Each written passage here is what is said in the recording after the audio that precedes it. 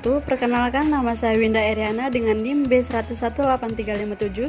Saya akan menjelaskan mengenai hukum acara peradilan tata usaha negara.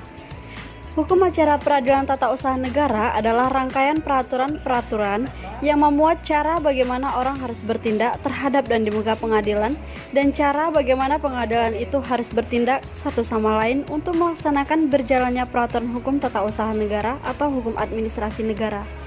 Dengan kata lain, yang dimaksud hukum acara peradilan tata usaha negara adalah hukum yang mengatur tentang cara-cara menyelesaikan sengketa di pengadilan tata usaha negara, serta mengatur hak dan kewajiban pihak-pihak yang terkait dengan proses sengketa tersebut.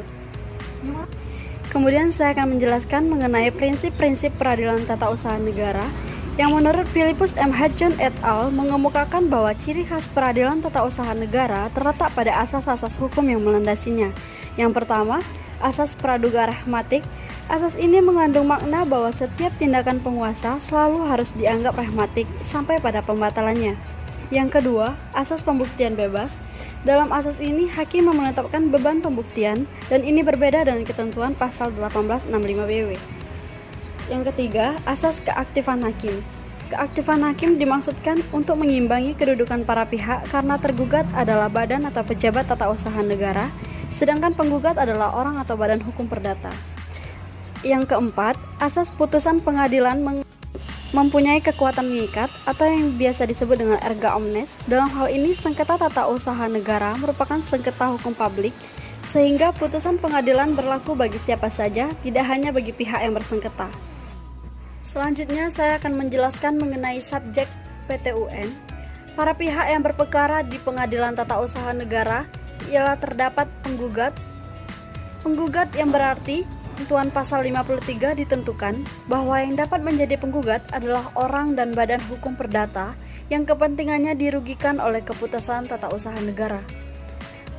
Tolok ukur terhadap siapa yang berkualitas atau yang berkedudukan sebagai penggugat adalah kepentingan yang dilanggar.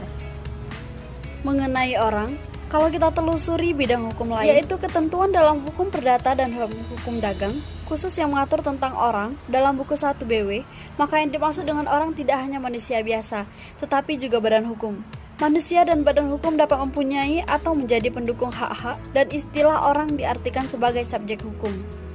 Setiap orang cakap adalah pendukung hak dan ia adalah subjek hukum. Akan tetapi tidak semua orang dapat melakukan perbuatan hukum, karena perbuatan hukum hanya dapat dilakukan oleh orang yang secara sah sudah dewasa.